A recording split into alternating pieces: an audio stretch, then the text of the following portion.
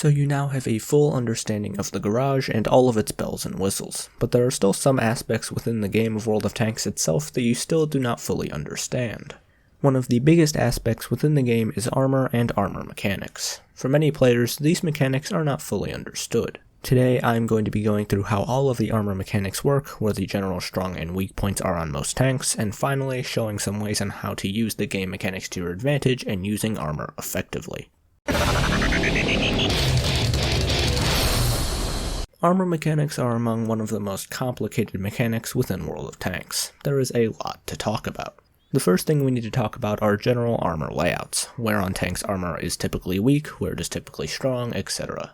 Before going into this section, I need to preface that there are always going to be exceptions to this rule, so don't expect these general rules of thumb to always be correct. Now onto armor layouts. The general frontal weak spots you will see on most tanks are the lower plate and the viewport or cupola of the tank.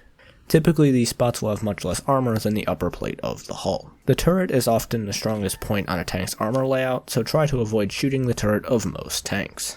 On the side armor you want to aim for the flat plate behind the wheels of the tracks. Try not to shoot the upper side armor of tanks, especially Soviet vehicles, as those areas tend to be serious troll areas for random non-penetrations. The rear armor is typically the weakest part of the tank. Most areas of the rear are easily penetrated. Don't take that out of context.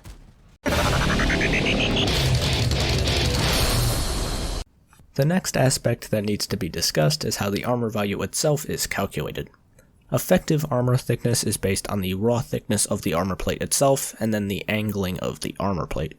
The more sharply angled an armor plate is, the thicker its effective armor is going to be. There is also the discussion of auto-ricochet angles. If an armored plate is at an angle of 70 degrees or more, then AP and APCR shells will bounce off regardless of penetration, with one exception that will be brought up soon.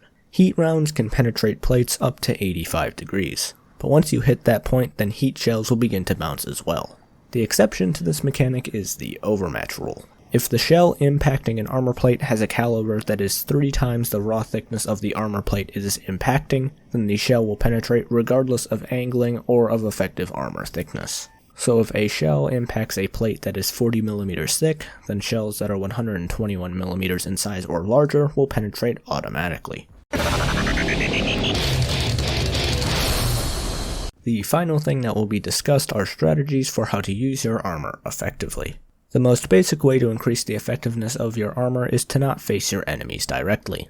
Instead, angle your tank's hull slightly. It will increase the angling and thus the armor of your frontal armor, and your side armor will still be too angled to be penetrated. As I said before, the turret is often the most armored part of a tank, so you want to try to hide your hull and only expose your turret.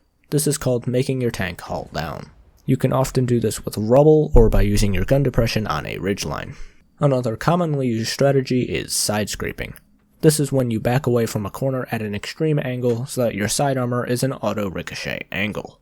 If your enemy takes the bait, you can easily pop around and potentially get a shot into your opponent. This is primarily used by tanks with a rear-mounted turret, as they have to show less of their tank to be able to shoot while side scraping. Armor mechanics are among some of the more complicated mechanics within World of Tanks.